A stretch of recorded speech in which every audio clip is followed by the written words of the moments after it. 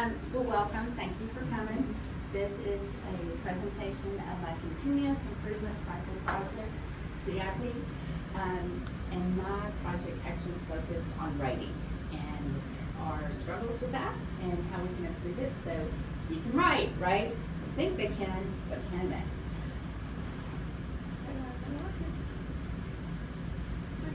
Improving student writing at BIA.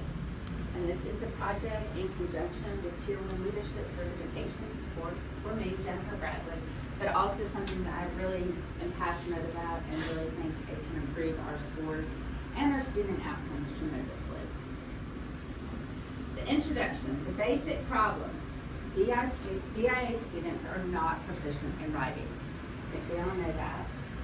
While BIA student data consistently shows growth and achievement in reading, scores on the end of grade ELA GMAS assessments do not align to that. As an instructor and then as an instructional coach at BIA, I observe faculty and student struggles with writing. As the assessment coordinator, I have observed a majority of students taking only a few minutes, 15 minutes or less, to complete the ELA 1 writing assessment rather than the maximum 90 or 120 minutes for extra time. This test or this section is only 6 questions, so I think that's why students think like, I got this, but it's 6 questions that are meant to have extended responses. Project background. When I started this project, I looked at what we had been doing. BIA has put instructional emphasis on reading and math achievement and growth. Since I've been here, that has always been in our clip. While BIA has worked to solidify ELA curriculum resources and adopt vertically aligned curriculum, the process has been fitful. And I really spent a lot of time, what is the best word for that process? And I chose fitful because we have made attempts. They just have not been supported with fidelity, implemented with fidelity, and I felt like we have just been throwing things on the wall to see if it will stick. BIA has consistently had high faculty turnover, 40% or more, which has hindered the process of curriculum resources being consistently used with fidelity. I feel like every year we're starting over. Quantitative data as well as qualitative data, teacher and leader anecdotal data indicate faculty and students struggle with writing. Reading data. Our benchmark data indicates more than 50% of students are in the 51st percentile or above in reading. We put a lot of emphasis into reading and it shows, it's working. Reading data indicates rising achievement levels in reading. We've seen that a lot. So what we are doing with reading has been working. Our writing data, on the other hand, benchmark data indicates that more than 50% of our students are below average. 50% of our students show weak or insufficient organizational skills in their writing. And that is the basic tenet of writing. The project team consisted of myself, Chris Chapman, who's our instructional coach for ELA, and Ms. Johnson, who is our instructional coach for writing. So we started out with a short-term project, and this project was really kind of to see where we are, take the temperature, and that happened in the fall of 2023. And my short-term project, continuous improvement project, focused on the collection and analysis of student writing data and observations on instruction. We can know things kind of inherently, but unless we have data and firm facts to back it up, it's really hard to move forward. So that's what this project was all about. So starting with the short-term project in the fall, the purpose was to evaluate writing achievement and instruction through data as well as anecdotal sources, but just kind of take the temperature of where we were with writing. So first of all, I looked at student writing data. We didn't have a whole lot of it, but I looked at what I could get. I looked at what curriculum resources we had out there, had been using, and what we were trying to implement. I looked at what is the BIA student writing process? What does that look like across the board, as well as in different classrooms? And what are our instructional practices? What are we guiding our teachers to do? So from that, the findings of that short-term project, our reading scores. Benchmark data indicated more than 50% of students are in the 51st percentile or above. We have a lot of data on reading, and that was really easy to find, easy to track. When I looked at the data, it indicates our rising achievement, and that's been for the last couple of years. When I looked at our writing scores, again, they look like a lot different. Basically the opposite. 50% of the students are below average. And over 50% of the students show weak or insufficient organizational skills in their writing. They just don't know how to do it. So we formed a to-do list, and that was develop instructional supports to address gaps in student writing achievement, specifically writing, planning, and construction. Because if they didn't have that organizational skill, they can't go anywhere. 2, shift the organizational culture to support the writing process through instruction. Make writing a priority. And 3, develop a process to support student writing, an actual process. When you have a plan, you have a process, it tends to happen. So I came up with we came up with steps for intervention. So, and also steps for implementation. First of all, we're going to administer write score benchmarks 3 times a year. We've never done that before. This really gave us some writing data. That happened in October, December, and March. And that was grades 3 through 8. And it provided explicit writing instructional support and coaching. So that incorporated write score resources, using that benchmark data for instruction that we had not had before. And Ms. Johnson actually scheduled coaching cycles focused on writing. She actually met with the teachers, made sure they were using these resources with fidelity. First of all, they were aware of them. They knew how to use them, and they were using them with fidelity. And then again, there's the expectation, but also the inspection with the coaching cycles. Develop instructional supports for writing planning, including scratch paper. One thing I learned through my project was we can give students scratch paper all day, don't know what to do with it. So we have to use that opportunity to teach them how to use a tool as simple as a piece of paper and a pencil. But if they don't know how to do it, it's just like, thank you for putting that on my desk. And also facilitate a series of peer observations for ELO writing instructors. So we really wanted to make this priority. We wanted to enhance that professionalism, make our teachers experts, make them feel like experts. So we're going to facilitate a series of peer observations. Also, we talked about facilitating professional learning communities, specifically for supporting writing, not ELO as a whole, but writing. Our idea was to form a brunch and learn series, get coverage, have teachers really feel professional, go and talk about writing. So those were our steps for implementation for this long-term project. Okay, so now we get to the real project. We have that short term to find out, okay, what's wrong, what do we want to do? And the second part took place between the winter and spring of this year, and it's improving writing proficiency at BIA. So our research questions. How can we improve student growth and achievement in writing? Pretty broad. First of all, how can we shift the culture of writing at BIA? Make it a priority. Making writing visible. I have noticed a lot more visibility of writing when I walk through the building. Consistent high expectations. Liking to hear that my students can instead of, oh, that's too hard. And collaborating on the process. I think the more we talk about it, the more it's a priority. What do teachers need to support writing instruction? We knew that they needed more than they had. Providing teachers with a vertically aligned curriculum resource. Over and over again, we've heard that, but it has to be one that is easy to use and really user-friendly, and they see results. Coaching teachers on writing instruction. Without that coaching piece, that support, a lot of these resources just stay in the box or untapped if they're digital. Peer observations and collaborative feedback. For students, but really for teachers. We want to hear what they like about the program, what struggles they have. If we don't, again, it'll go back in the box. What do students need to support writing instruction? We've got to know what our teachers need, but what do our students need? Where are our students at? What do they need? So data-driven interventions. That has been a huge thing. We didn't have the data before. Now we have data. We can tie it directly back to those specific skills and standards. Procedural tools. How do we go about writing? And that has been a struggle. And we don't know this innately. And it takes practice, but it also takes guidance from somebody that knows how to write.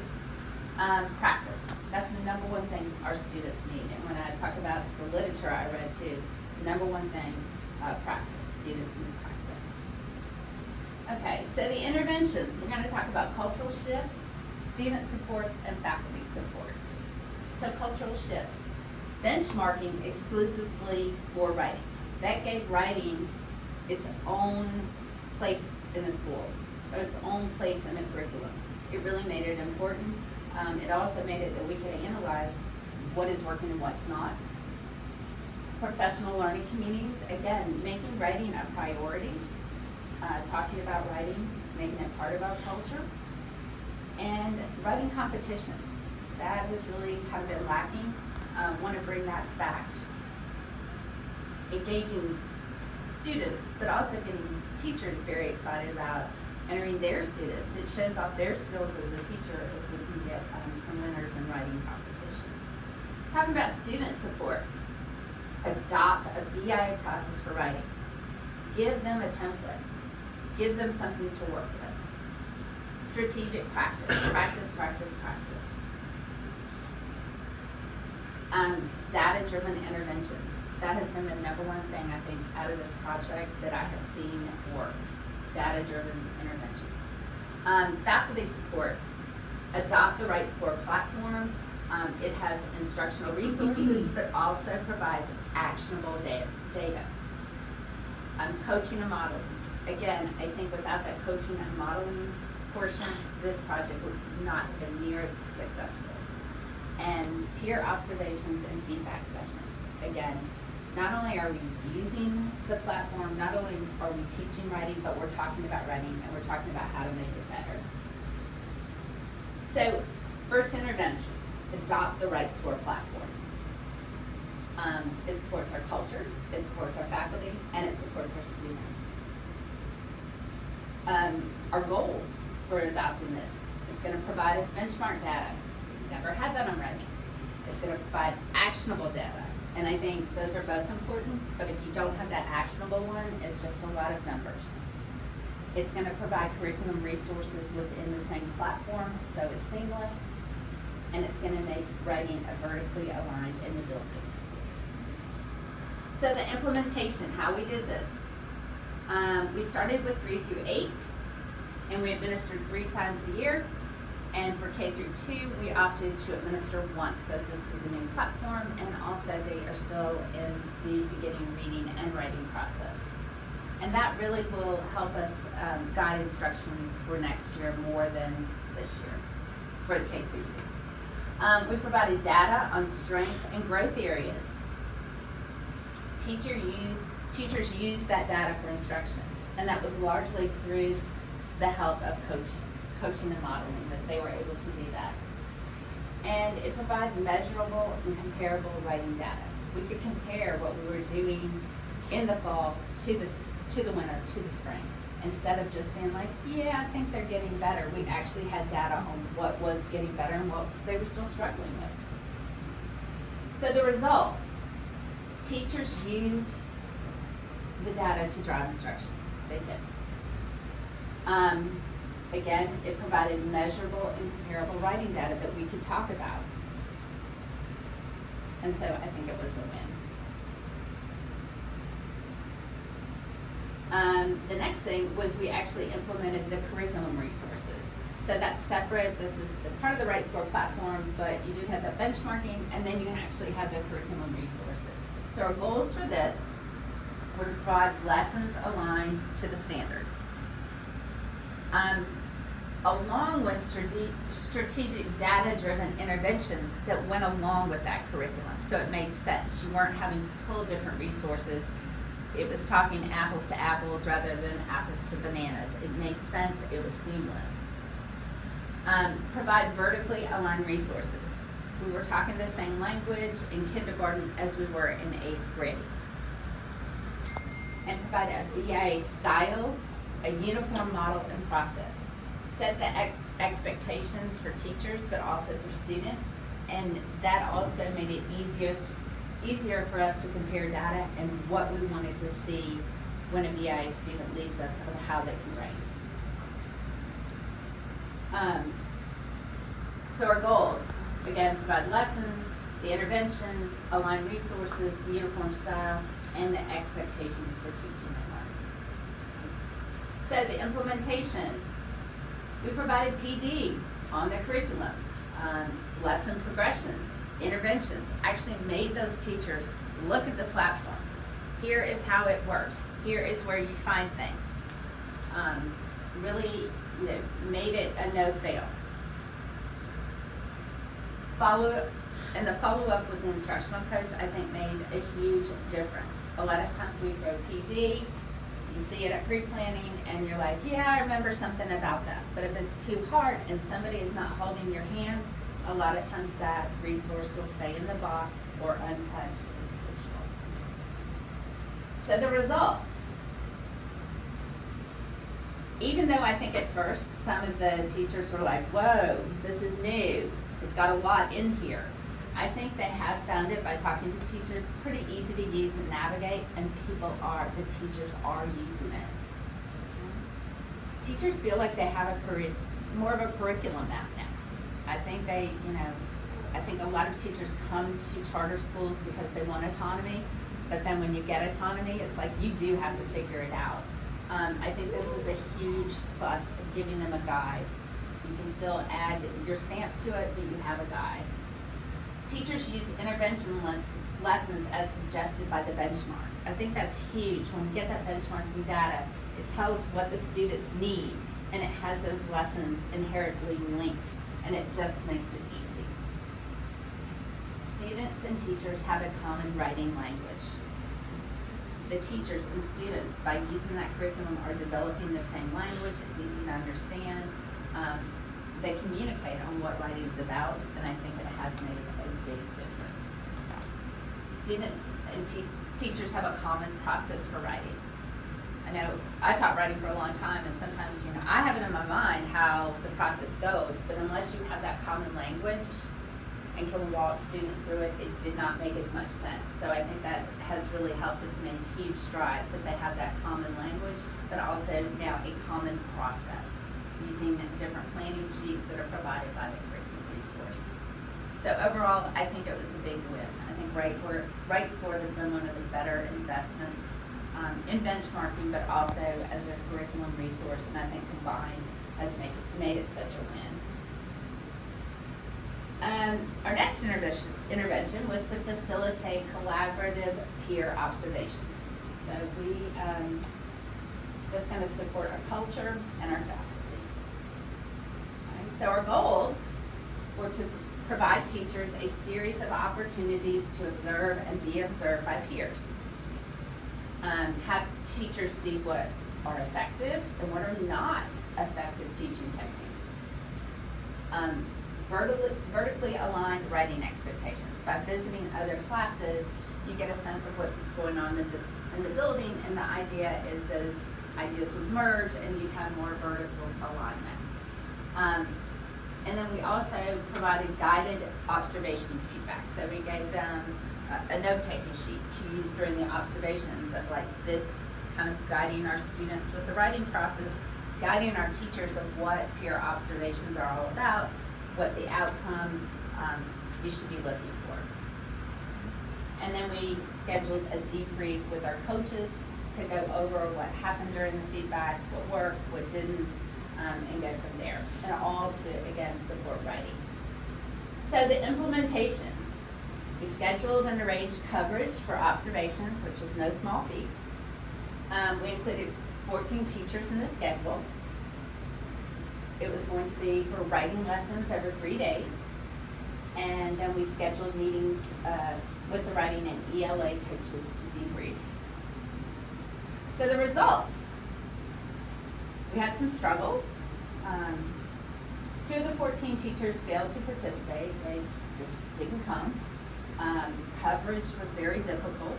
We have difficulty, covering our bases on a daily basis with subs. So trying to facilitate this with coverage was difficult. Using the resources we provided to kind of facilitate this, most of the 12 teachers that participated did not use the guided observation checklist. I hoped to use that as a data point. I didn't really have much to use as a data point other than it wasn't used. And we had some issues with some of the teachers with professionalism. We had a few that just thought it was a break from their classroom. Actually, one lay on the floor. So, I think that was definitely a moment for, if we're going to do this again, we need to prep our teachers better. And again, it's like teaching any process. You kind of don't know what they don't know until you see it in action. I think we did have some strengths, so I don't think it was totally a wash. 4 of the teachers really embraced the opportunity.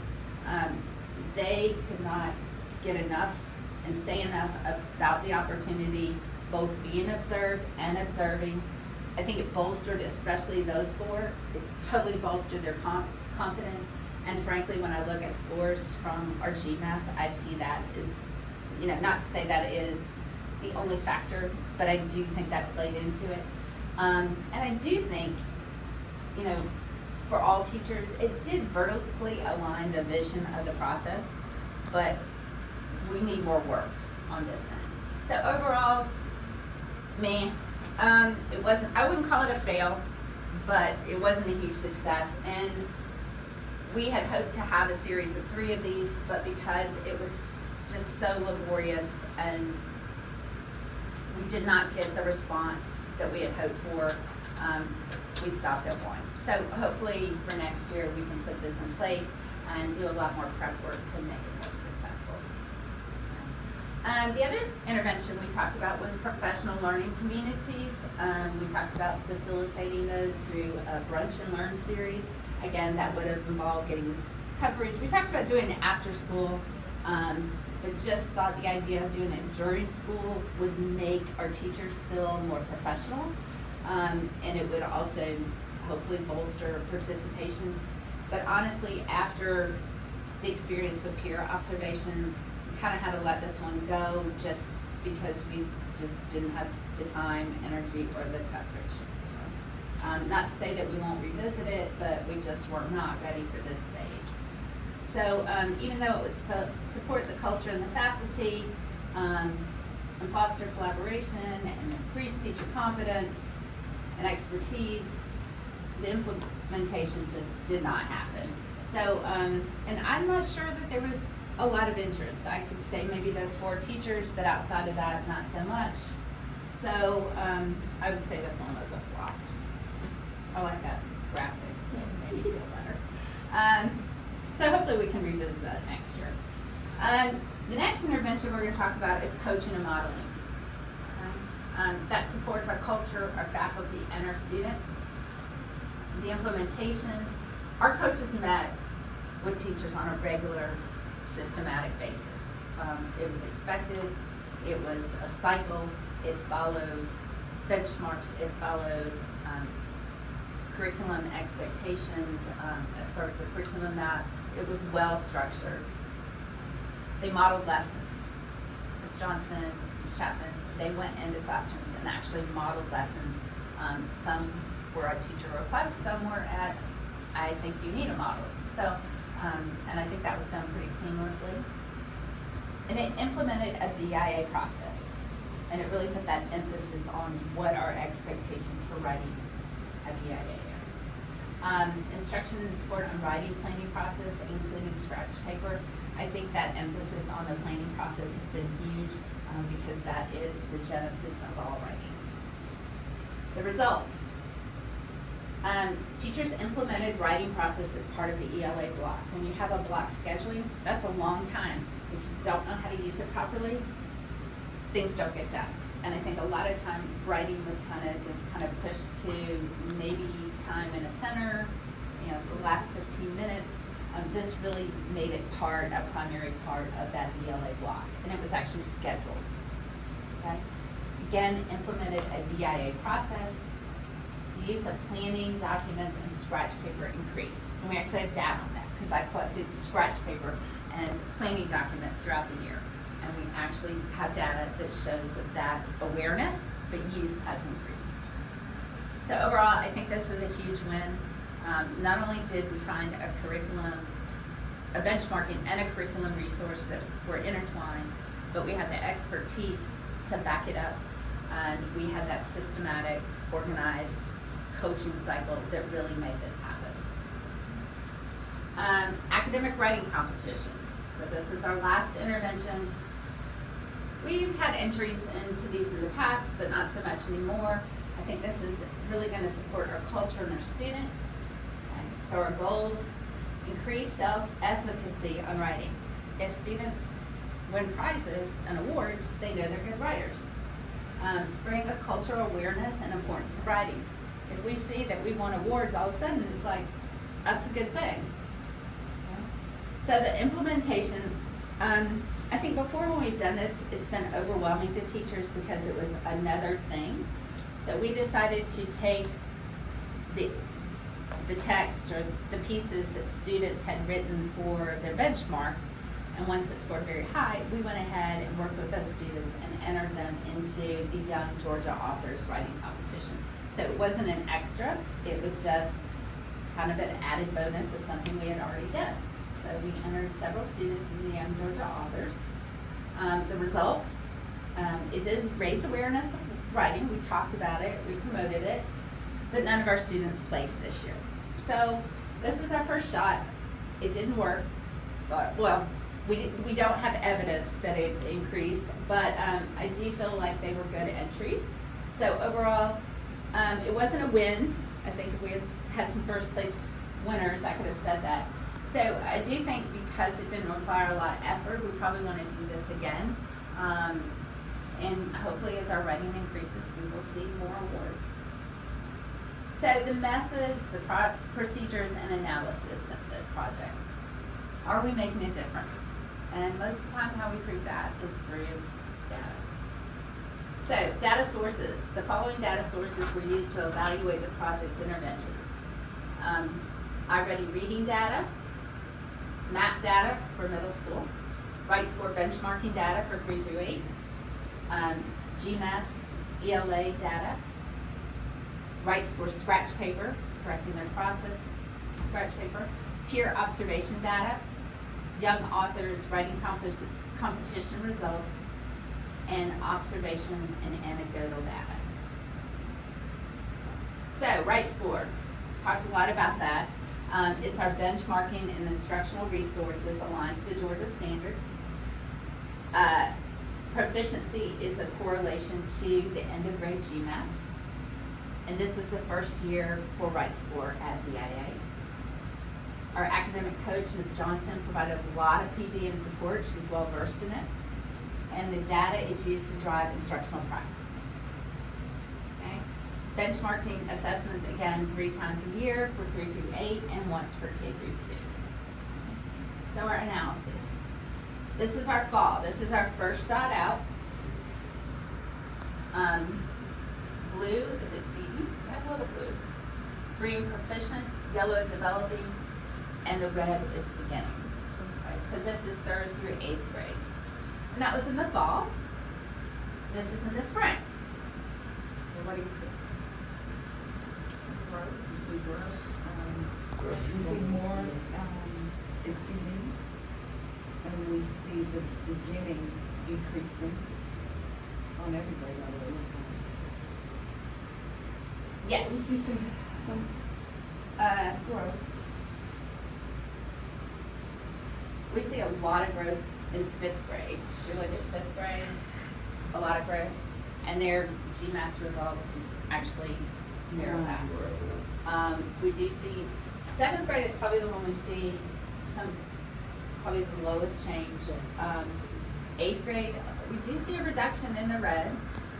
But again, you barely see blue here. We do see blue. And we see a lot more green. So this is our first shot out.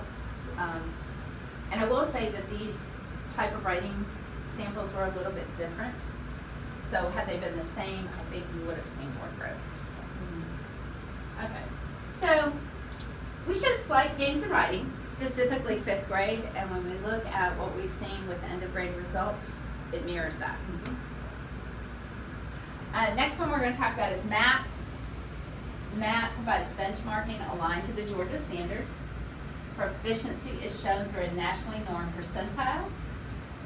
MAP provides student growth goals and proficiency correlations to the GMAS. And it's been utilized at BIS since the start. We did discontinue it for K through 5 in the fall of 2022 just because we adopted iReady and thought that that was too much assessment. We do use this to drive instructional practices. It is administered to grades 6 through 8, fall, winter, and spring. And this does not have extended response, so it's more, it definitely is more reading. So this is what our MAP data showed in the fall of 2023. And kind of think back to what you saw in Write Score. What's the first thing that strikes you?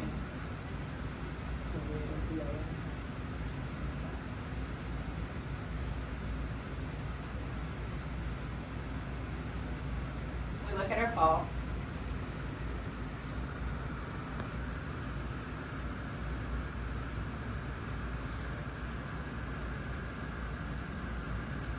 The beginning levels are lower. Yeah. Compared and A reading lot less red. writing. A lot less red. That's the one thing. A lot less red. Yeah. And we see a lot more blue. This is our spring results.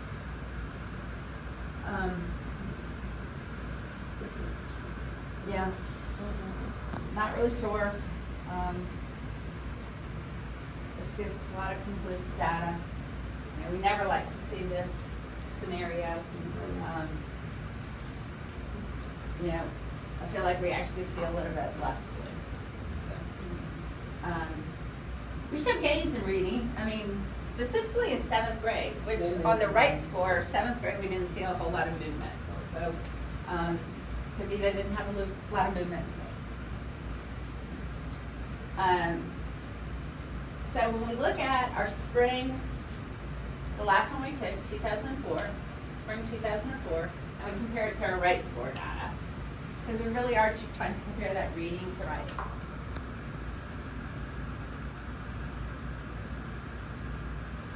What do you notice? Making writing a priority is clear. Yeah. Because that's the struggle, because with the overall concept of English language arts, but which domain the attention is writing. I feel pretty good about our reading scores, not so much when I look at our writing. So more struggles with writing than proficiency. iReady. Next data piece we'll talk about benchmarking and instructional resources, as well as a personalized learning path, and it's aligned to the Georgia ELA and MAP standards. Proficiency data is provided either in a 3-tier or a 5-tier format. You can switch back and forth. It is nationally normed, and it does provide lexile levels. BIA introduced the iReady platform as a pilot in the spring of 2021 and adopted it school-wide for the 21-22 school year. And that's in reading and math. We continue to support, and PD are offered by the instructional coaches and through the platform. And data is used to drive instruction and support personalized learning through that personalized learning path. Benchmark assessments are administered to all students beginning of the year, middle of the year, and end of the year. So our analysis. So in fall of 2023, this was our reading data. Again, does not have extended responses, so this is reading. Tier 3 are going to be our strugglers. Tier 2, developing. And that 1, those are people that are students that are proficient. So when you look at this, you see a lot of Strengths and weaknesses.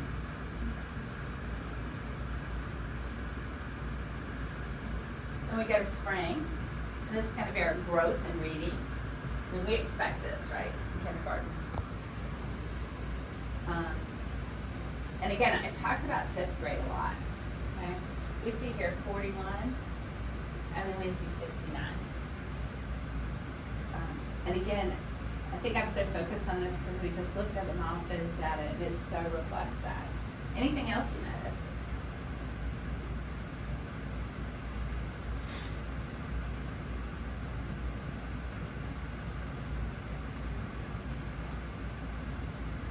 There was a movement from beginning to developing, especially in the first and second, that closed those gaps a little bit more. But overall, especially at the end of the year with so much green, I feel like we are showing a lot of proficiency and growth in reading. So then we take this data and we're going to look at it compared to our right score data. So again, this is our spring iReady, okay? For 3rd through 8th, because that's what we're comparing the right score data to. And here's our right score data. And some of these do not add up to 100 just because of rounding, but you know, overall, what do you see? Kind of the same trends, but See more red in the writing. Still, maybe green. and I kind of would expect this in 3rd grade just because that writing, this is the first year they're really doing a lot of true writing.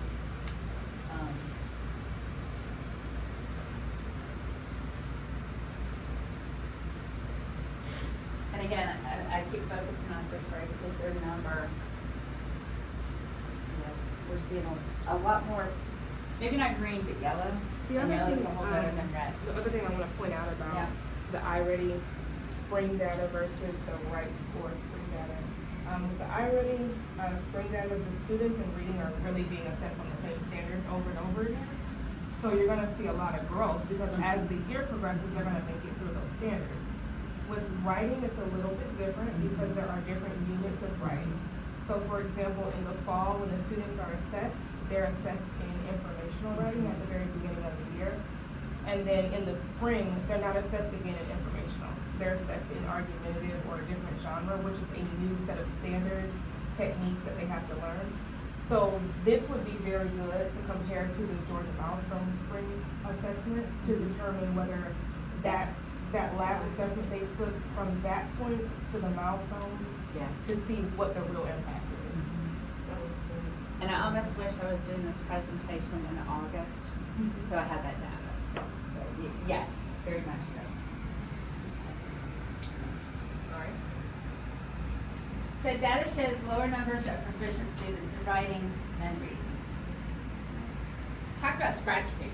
I know people thought it was crazy, and I was like, no, I have to look at your scratch paper. Primarily based this on the right score assessments.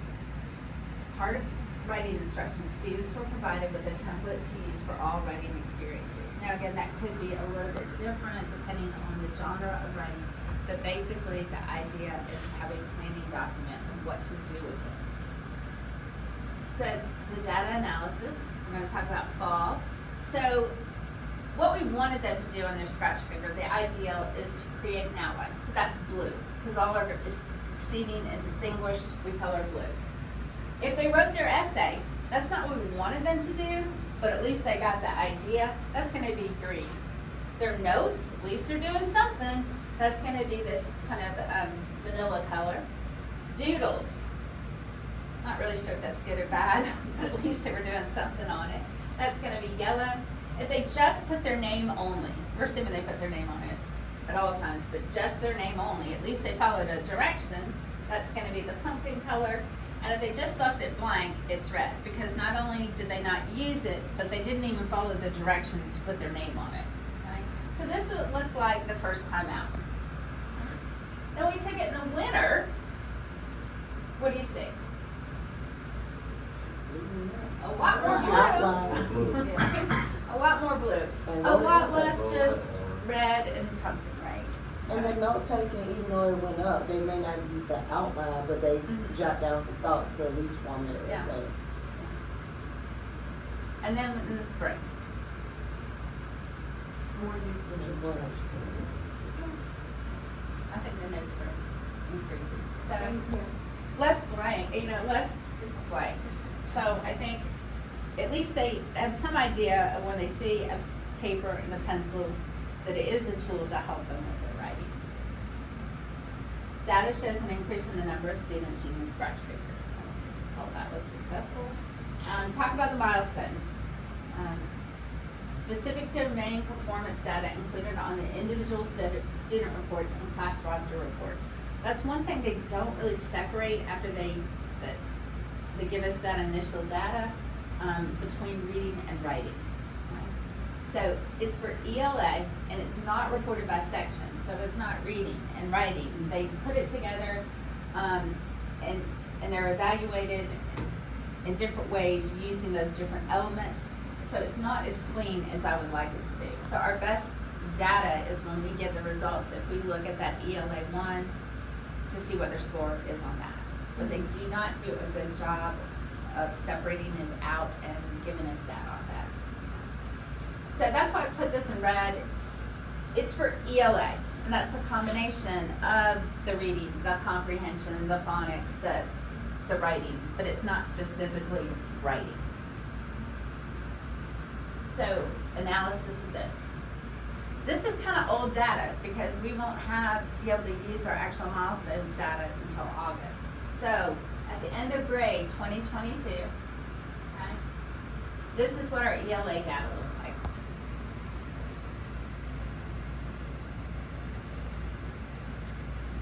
And then, at the end of last year, this is what our ELA data looked like.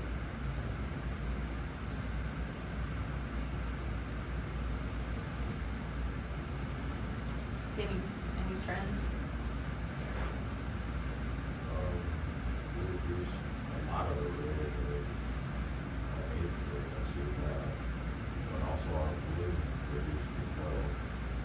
So we had a lot of kids that were forced to middle versus on one end of the spectrum or another. So when you're looking at this too, it's kind of like we've got 3rd through 8th grade, but really what we're like, this 3rd grader, they're now 4th graders. These 4th graders are now 5th graders. These 7th graders are now 8th graders. That's what I compared. Yeah. At the 7th grade, show across, if you look at the next year. And I would say probably these 6th, 7th, and 8th could be a lot different students because we do have that turnover in middle school. I hate to see that we have lost a lot of our blue. There's a noticeable drop in the number of students exceeding on the end of grade.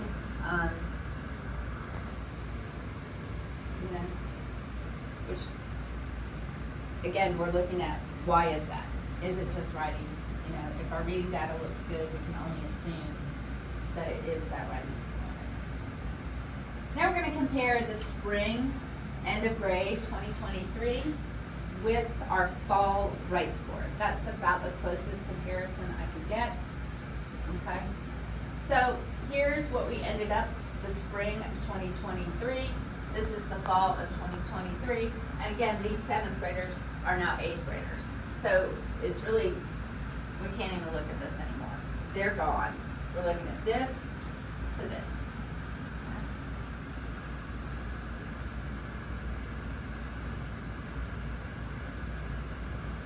I think the data is pretty consistent when we're looking at it. We're looking at strictly reading data. We're looking at writing data or combined writing data. Data shows a greater proficiency in the end of grade ELA than the write score. And again, too, most of these kids have taken the GMAS. It also incorporates reading, where they've never taken this before, and it's only extended response. So the data correlation to my project. We have very low rates of beginning readers, very high rates of beginning writers, very high percentage of proficient and exceeding readers, a low percentage of proficient and exceeding writers, more growth and achievement in reading than writing. So we talk about just what we observe and anecdotal data, the reflections on that. Handwriting is included as a standard K through 5. What I'm seeing throughout the building, it's not taught with fidelity. and it's not really assessed or graded. We have allowed alternative multimedia options for responses that don't support writing, and this happened a lot during COVID. Flipgrid, everybody thought it was a miracle. What did it do? It took away that writing component. I just want to make a video. Okay? Multiple choice only. We're using Mastery Connect, and a lot of these benchmarks, they're all multiple choice, pull and plot, not writing.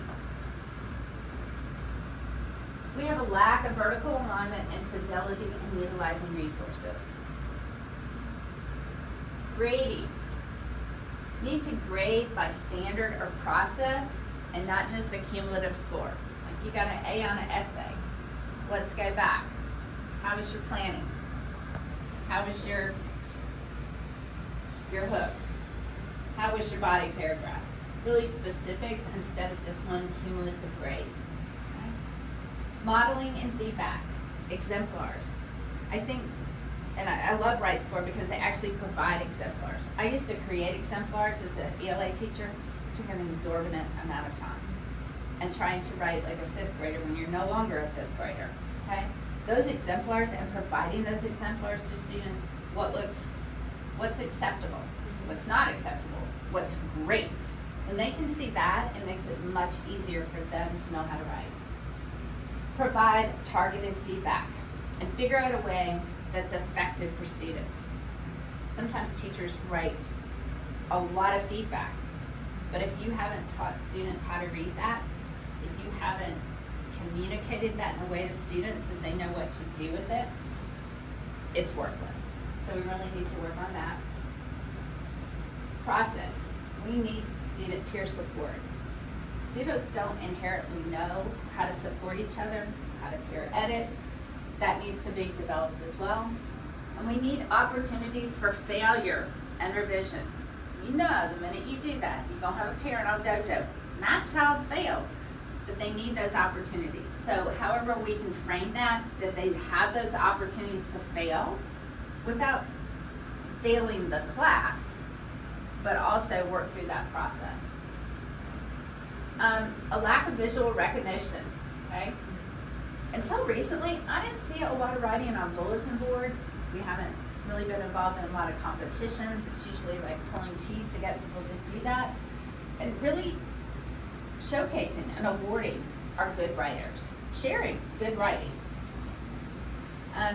Data correlation to the project, instructional support to include all standards, vertically aligned expectations and grading, vertically aligned instruction, developing room for risk-taking, and cultural value on writing. Now, along with this process, I want to see what other people were saying. Are they seeing the same things? Are there reasons for what we're seeing? Are there ways we can improve it? So I looked at that. What are the experts saying? First of all, I looked at an article in the New York Times, Why Kids Can't Write.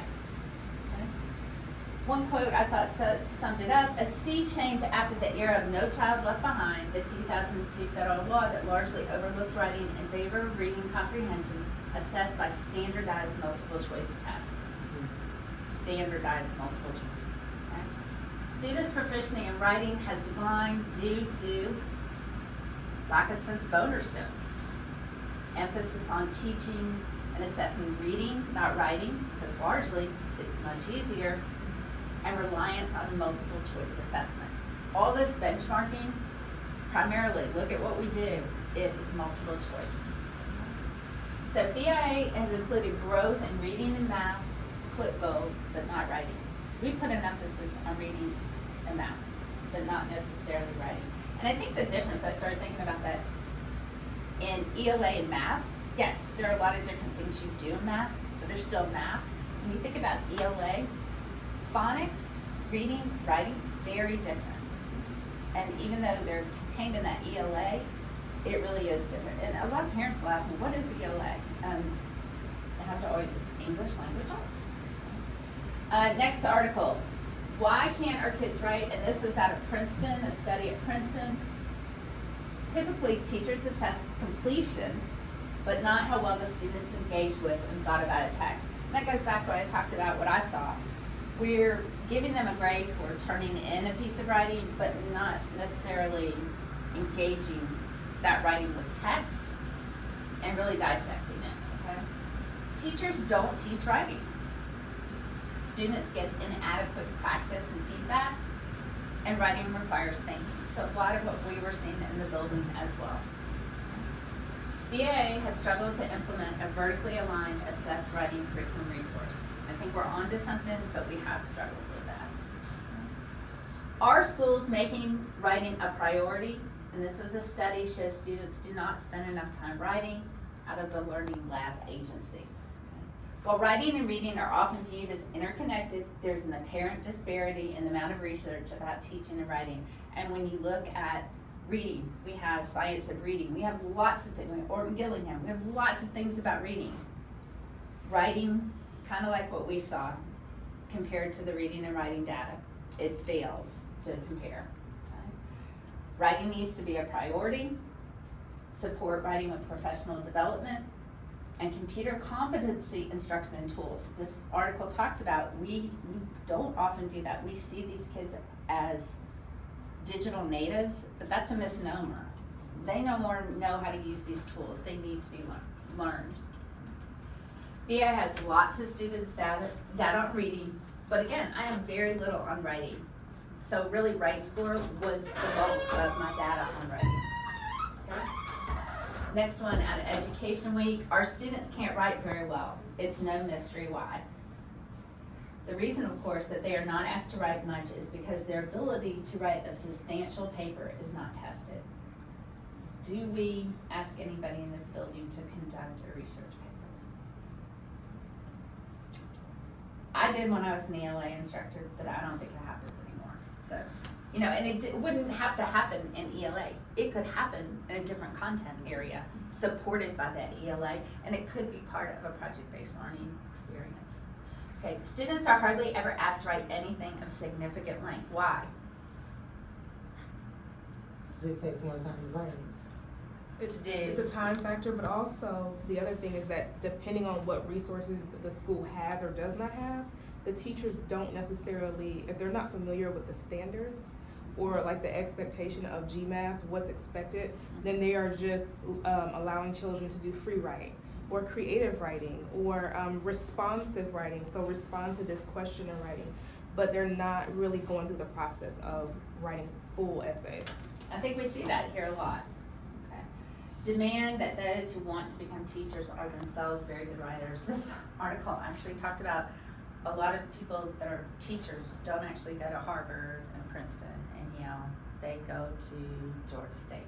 They go to Kent, you know, our local. They're not bad institutions, not saying they're not qualified, but you're not getting those top echelon writers. Our education system is failing to adapt to a fast-changing environment. Other articles in this article too talk about kids are writing, but our process, our goals are not meeting what they need. So kids are writing, but how do we kind of rein in what kids are writing, what kind of writing they need to match our process? Okay, lack of vertically aligned expectations for writing. And I talk about a lot of lack of vertical alignment, and that is what I see in the building. Why students can't write and why tech is part of the problem. Again, focused on that tech element. Technologies that were intended to improve writing, like automatic essay grading software, have backfired by encouraging a kind of paint-by-numbers approach to writing. Learning to write is a process that requires failure, that requires trying things over and over. That requires taking a big swing and miss. They've got to fail in order to succeed. Students are not practicing in school, but they're writing in the world all the time. Very similar to that other article, we are not adopting or adapting to what they need or how we're teaching writing. And I put this in because we use Class Dojo, an app called Class Dojo that I think is potentially doing great harm to students because it's making them hyper aware of being watched at school. And again, Class Dojo provides that instantaneous, my child got this grade, but also we see that. And then we see these kids sneaking their phones in so they can be in touch with their parents 24/7. It's a danger because they don't have that room to risk and fail. And we want them to do risk and fail constructive things. But I do think that's something to think about. And a lot of times students are like, well, what do? How do I do this? They don't want to take that risk. They want that prescribed. You do this, this, and this, and you're done, right? How many times have we heard students, I'm done, this rush to be done, but with writing, you're never done. So again, talking about technology, we've got to make sure that we include that. I thought this is interesting. Who remembers at the start last fall about AI? AI was going to change the world, right? We're never going to have to write anything. And there are tools, and they're good. But I don't think we've had the revolution we thought was coming. And I think, again, a lot of these tools have backfired. We've still got to know the process. Students need tools, practice, and room to take risks. So the correlation to the project, students need a sense of ownership, emphasis on reading, not writing, writing curriculum. Teachers need PD on writing and teaching, okay? So they need PD on writing, so they can be good writers, so they can therefore be good teachers in writing. And practice and space. We've got to figure out how to give these students more practice. So my findings on the interventions, process improvements, more students are utilizing scratch paper effectively, which tells me they are more engaged in the process. Teachers are more cognizant of writing instruction and the process. Proficiency in writing is improving. We have data to show it is improving. Okay? So again, students continue to be more proficient and have but they still have higher rates of growth in reading. Less students are proficient in writing than reading. Writing proficiency is improving and the number of beginning writers is being reduced. Observational data. There's a greater awareness and emphasis on writing. There's more writing being showcased in all content areas. And there is more requests for writing, coaching, and PD. People actually know they need it and want it. So my recommendations going forward, writing, have an independent content course, okay? And I know in upper school, we toyed with this and tried this in the past and again this year, of having it and actually reading, kind of grammar, and then writing, okay? Or I guess grammar's with writing. Grammar. Okay. Yeah. So definitely reading, writing. It puts that emphasis on writing. It allows for that time to write. It's not like we'll write if we get time. It's like, no, this is what we're doing at this time. Within that, develop modules, instruction for purpose. So have very distinct modules that we work with, or units. Have a creative module. Well, perhaps there is no grade. Maybe that could be like during January or whatever. After the students have developed that process, allow them that time for risk. Develop a process for peer editing to make them more aware and also to support each other. Expectations, have that BIA style. Have an exemplar of what a BIA writing process and kind of finished product looks like. Even, talking about style, is it APA? Is it Chicago? What is our BIA style? Where do you put your name? Where do you put the title? What color? What font? Down to that basic. Develop a how-to for scratch paper. I know during milestones, Ms. Newman was tired of looking at blank math scratch paper, so she developed an exemplar. That easy. Make it cross-curricular. Talk to our science, our social studies, our math teachers about when students turn in written work, this is what it looks like across the board. Tech and technique, handwriting, okay? There is an old adage, if you can't write, you can't write, okay? I still see students struggling with a pen and pencil. Make sure they know, and this is one too I get with feedback. I can't read cursive. Well, why can't you read cursive? It's a standard. Implement explicit keyboarding and word processing instructions. Students do not even know how to use spell check that effectively. They need to be taught. It's not inherent. Okay. Curriculum resources, continue with the right score. Bang for buck, one of the best things we've ever done. Continue with the benchmarking, so we have data. Again, benchmarking, yes, we need to benchmark, but use that to drive instruction. and student metacognitivity. We need to have them familiar with the data to know how they can be better writers using their data. PD and support for instruction, again, right score PD, I think there's a lot more room for growth there. Best practices, keep whatever works, share that love. And academic instructional coach and writing, I think, has been invaluable. And of course, competitions, because we're gonna be such good writers, we want the world to know. And that is the end of my project, so if there are any questions and comments, glad to answer. I can't wait to look at our milestones data compared to our right score data. Thank you. Yes.